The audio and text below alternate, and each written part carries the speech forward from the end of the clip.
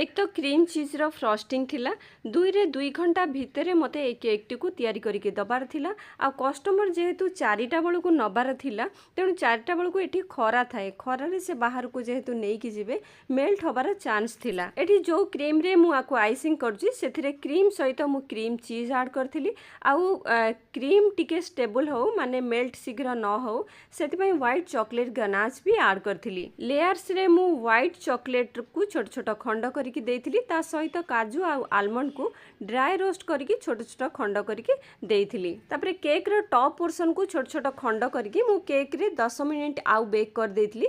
तापरे ठंडा हला परे ताकू ग्राइंडिंग करके एमिति पाउडर बनै देइथिली आ गोटे जाली रे ताकू एमिति केक ऊपर मु स्प्रिंकल कर नेइथिली। प्रथमे आपण आउटर साइड रे माने एजेस रे स्प्रिंकल करिवे तापरे मिडिल पोर्शन रे करिवे तापरे एमती चॉकलेट गार्निशिंग लगे देइथिली। मु जदी क्रीम आ ऊपर लगे थांती बोधुए 4टा बेले खरा रे काळे मेल्ट हे जिवो कारण क्रीम चीज एथिरे जाइथिला। मु दुई प्रकार रेड वेलवेट केक दिए गोटे नॉर्मल क्रीम सहित मु फ्रस्टिंग करके दिए आउ गोटे क्रीम सहित मु क्रीम चीज ऐड करके दे जार प्राइस टिके अधिका थाए। जदि आपण मानक भितर केही भी केक सिखि के घर बिजनेस करबा को चाहउचंती किबा दुकान खोलिबा को चाहउचंती ताले आसंता डिसेंबर 23 तारिख रु मोर नेक्स्ट सेशन केक क्लास रो भुवनेश्वर रे स्टार्ट होची।